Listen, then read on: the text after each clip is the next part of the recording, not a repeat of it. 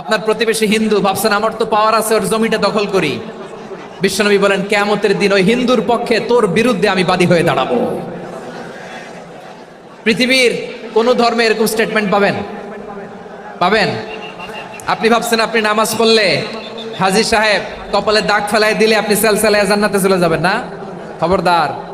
বিশ্বনবী বলেন কোন সংখ্যালঘুর উপর যদি কেউ আক্রমণ করে, তার প্রাপ্য তাকে না দিয়ে যদি তাকে ঠকায়, তার উপর জুলুম করে, তার সম্পদ যদি কেড়ে নেয়, আমি নবী, তুমি মুসলিম হইতে পারো, মুসল্লি হইতে পারো, তার পক্ষে তোমার বিপক্ষে আল্লাহর দরবারে বাদী হয়ে দাঁড়াবো।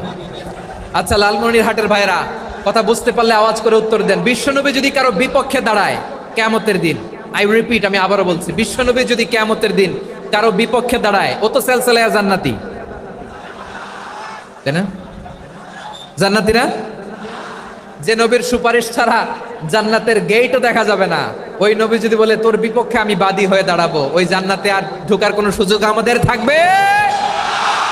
এখানেই শেষ না আমার প্রিয় লালমনিরহাটের ভাইয়েরা, এখানেই শেষ নয়। বিশ্বনবী বলেন মান কাতালা মুআহাদান, বুখারীর বর্ণনা, মান কাতালা মুআহাদান লাম ইয়ারাহ রাইহাতাল জান্নাহ। কেউ যদি, কোন মুসলিম যদি অন্যায়ভাবে কোন সংখ্যালঘুকে হত্যা করে, কোন হিন্দুকে হত্যা করে, কোন বৌদ্ধরে হত্যা করে, অন্যায়ভাবে কোন মুসলিম যদি কোন সংখ্যালঘুরে হত্যা করে, জান্নাতে যাওয়া তো দূরের কথা, ওই মুসলিম জান্নাতের ঘ্রাণও পাবে না। সেই বুখারীর বর্ণনা, মান কাতালা মুআহাদান লাম ইয়ারাহ রাইহাতাল জান্নাহ ওয়া ইন্না রিহাহা লা ইউজাদু মিন মাসিরাতি 40 আমা। যে জান্নাতের ঘ্রাণ 40 বছর দূরের রাস্তা থেকেই পাওয়া যায়। সুবহানাল্লাহ পড়েন।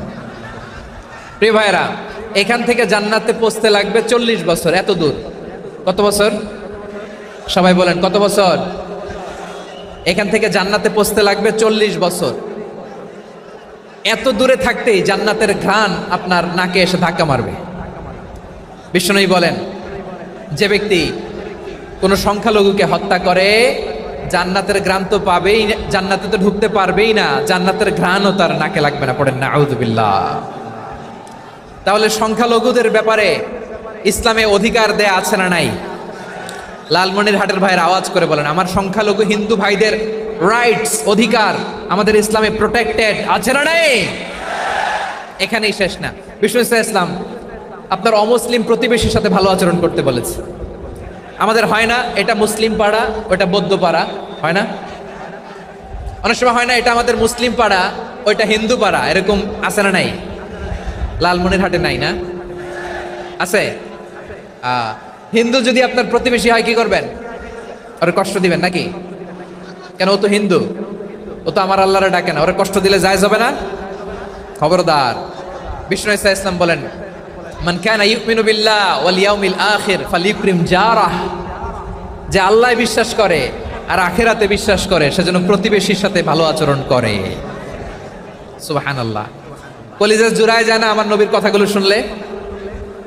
যে আল্লাহ বিশ্বাস করে, যে আখিরাতে বিশ্বাস করে, সেজন্য প্রতিবেশীর সাথে ভালো আচরণ করে। এখানে বলছে মুসলিম প্রতিবেশী বলছে, নামাজি প্রতিবেশী বলছে, আল্লাহওয়ালা প্রতিবেশী বলছে না। প্রতিবেশী আস্তিক হোক নাস্তিক হোক, প্রতিবেশী মুমিন হোক মুশরিক হোক, প্রতিবেশী হইলেই তার সাথে ভালো আচরণের দরকার আছে না নাই? আমার প্রিয় লালমনিরহাটের ভাইয়েরা, বিষ্ণু ইসলাম ওনার ইহুদি প্রতিবেশীদের দেখাশোনা করতেন। প্রতিবেশী আস্তিক হোক নাস্তিক হোক, মুসলিম হোক হিন্দু হোক, তার সাথে ভালো আচরণ করতে হবে। বিষ্ণু ইসলাম ওনার ইহুদি প্রতিবেশীর বাসায় যেতেন। এক ইহুদি কিশোর বিষ্ণু ইসলামের খেদমত করতে, ইহুদি ছেলে আমার নবীর খেদমত করতো, তারা ছিল নবীর প্রতিবেশী। তো অনেকদিন হয় ইহুদি ছেলেটা আসে না। বিষ্ণুনবী খোঁজ দিলেন, ঘটনা কি? একটা ইহুদি ছেলে না আমার খেদমতে আসতো, ছেলেটা কই? খোঁজ নিয়ে জানলেন ছেলেটা অসুস্থ। বিষ্ণু ইসলাম ওই ইহুদির বাড়িতে চলে গেলেন ওই ছেলেটাকে দেখা করার জন্য, ভিজিট করার জন্য। সুবহানাল্লাহ পড়বেন না? গেলেন, যে দেখে ইহুদি ছেলেটা মুমূর্ষ, জান যায় যায় ভাব, বিছানায় পড়ে আছে, তার বাবা দাঁড়ানো। বিশ্বনবী তার মাথার পাশে বসলেন, মাথায় হাত বুলিয়ে দিলেন, আর ছেলেটাকে বললেন আসলিম, হে ইহুদি ছেলে আসলিম, ইসলাম ধর্ম গ্রহণ করো। তো ছোট্ট ছেলে ভাবে আমরা ইহুদি, এখন ইসলাম ধর্ম গ্রহণ করলে আব্বা যদি বকা দেয়, ফানাযারা ইলা ওয়াজহি আবি, ছেলেটা তার বাবার চেহারার দিকে তাকালো, দেখি আব্বা কি কয়। আব্বা যদি বলে তাইলে ইসলাম ধর্ম গ্রহণ করলো। ইহুদি ছেলেটা তার বাবার দিকে যখন তাকালো, ওর বাবা বলে আতি আবুল কাসিম, আবুল কাসিম যা বলে তাই করো। আবুল কাসিম হচ্ছে বিষ্ণু ইসলামের একটা কুনিয়াত, উপনাম। আমার রাসূলের বড় ছেলের নাম ছিল কাসেম। যেমন দেখবেন আমাদের এলাকায় কারো বড় ছেলের নাম যদি হয় আব্দুল্লাহ, এরা আব্দুল্লাহর বাপ বলে ডাকে। কারো বড় মেয়ের নাম যদি হয় ফাতেমা, এরা কি ডাকে? ফাতেমার বাপ বলে না? তো বিষ্ণু ইসলামের বড় ছেলের নাম ছিল কাসেম। ইহুদি বাবা বলল আতি আবুল কাসেম, আবুল কাসেম যা বলে তাই শোনো, মানে মোহাম্মদ যা বলে তাই শোনো।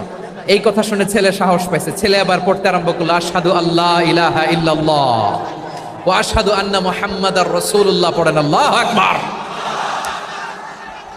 বিশ্বনবীর আহ্বান শুনে ওই আহ্বানে সাড়া দিয়ে ইহুদি ছেলে শাহাদা পড়ে মুসলমান হয়ে গেল। তার হৃদয়টারে ইমানের নূর দিয়ে আলোকিত করে দিল কে? প্রিয় ভাইরা, এবার রাসূল সাল্লাল্লাহু আলাইহি ওয়াসাল্লাম বের হয়ে আসলেন ঘর থেকে, আর বললেন আলহামদুলিল্লাহিল্লাযী আনকাযাহু মিনান নার। প্রশংসা সে আল্লাহর, যে আল্লাহ জাহান্নামে চলে যাচ্ছিল প্রায় এমন একটা লোককে মুহূর্তের মধ্যে কালিমায়ে শাহাদাতের বদৌলতে জান্নাতি বানায় দিলেন। আওয়াজ করে পড়েন সুবহানাল্লাহ। এই হাদিস থেকে আমরা কি শিখলাম? What is the moral of the story? এক নম্বর স্টোরি হলো, প্রতিবেশী ইহুদি হোক হিন্দু হোক, যাবেন, সুসম্পর্ক রাখবেন, উপহার দিবেন, বিপদে পাশে দাঁড়াবেন। তাইলেই তো আপনাদের প্রতি, মুসলমানদের প্রতি তারা আকৃষ্ট হবে, ঠিক কিনা বলেন? আপনি যদি হিন্দুদের সাথে বৌদ্ধদের সাথে নাই মিশেন, নাস্তিকের কাছে নাই যান, তো ইসলামের সৌন্দর্যটা ওরা বুঝবে কেমনে? আমার অনেক হিন্দু পরিচিত ভাই আছে, ওরা আমাদের ইফতারির প্রোগ্রামে এসে একসাথে ইফতারি করে। অনেক মদখোর আমার সাথে বসে একসাথে ডিনার করে, হাফ প্যান্ট পরা, গলায় স্বর্ণের চেইন, হাতে স্বর্ণের ব্রেসলেট, আইসা আমার সাথে ডিনার করছে, আছে এরকম। গাঁজাখোর, আমি বলে আসো, welcome welcome to my dinner, আসো বসো। বসলেই তো আমি ওর ডিএনএ, চিন্তার ডিএনএ চেঞ্জ করে দেওয়ার সুযোগ পাবো। চিল্লায় বলো ঠিক কিনা? আসতে হবে আমার কাছে। Hour door is open, the door of Islam is open 24/7। সব সময় আমাদের ইসলামের দরজা আমার অমুসলিম ভাইদের জন্য খোলা আছে না নাই? এই হাদিস থেকে দুইটা শিক্ষা। এক নম্বর শিক্ষা, প্রতিবেশী মুসলিম হোক অমুসলিম হোক, যান, অসুস্থ হইলে একটু আপেল নিয়ে যান, আঙ্গুর নিয়ে যান, কমলা নিয়ে যান, তাদের সাথে ভালো আচরণ করেন। ইসলামের বিউটি দেখে, সৌন্দর্য দেখে অবাক হবে, নসিব ভালো হলে কোনোদিন কালিমা পড়ে মুসলমান হয়ে যাবে, ঠিক কিনা বলেন? তাহলে অমুসলিমের সাথে ভালো সম্পর্ক। বিশ্বনবী ইহুদির বাড়িতে গেলেন, ইহুদির বাড়ি, আর আমার মুসলমান ভাই আমার কাফের বলে, এরকম আছে না নাই? মুসলিমরা দেখতে পারে না, সহ্য করতে পারে। বিষ্ণু ইসলাম ইহুদির বাড়িতে গেলেন, এটা একটা শিক্ষা। আরেকটা শিক্ষা হলো, আমার প্রতিবেশী যেই ধর্মের হোক আমি সম্পর্ক রাখবো। অসুস্থ হলে যাব, কি বলেন ভাইরা? যাবেন না? যাবেন না আপনারা? আচ্ছা, দুই নম্বর শিক্ষা হলো, বিষ্ণু ইসলামের খাদেম ছিল ইহুদি, এতদিন খেদমত করলো, একদিনও বিশ্বনবী ওরা কালিমার দাওয়াত দেয় নাই। কারণ কি? বিশ্বনবী একটা ভালো সময়ের অপেক্ষা করতেছিলেন, প্রপার টাইমিং। দাঈর কাজ হচ্ছে দাঈ ইলাল্লাহ, সে হচ্ছে সুযোগ সন্ধানী। দাঈ সুযোগ খোঁজে, কখন দাওয়া দিলে ব্যাটে বলে হবে, ঝোপ বুঝে কোপ মারে, ঠিক কিনা বলেন? বিষ্ণু ইসলাম ভালো সময়ের অপেক্ষা করতেছিলেন, দেখি ভালো সময় আসুক আসুক আসুক আসুক। আস্তে আস্তে এমন সময় আসছে, ছেলে এবার মুমূর্ষ। অসুস্থ ব্যক্তির হৃদয় অত্যন্ত নরম থাকে। হসপিটালে যখন কেউ যায় তার হৃদয়টা বড্ড নরম থাকে, মৃত্যুর ভয়ে তার অন্তরটা নরম থাকে, ঠিক কিনা বলেন?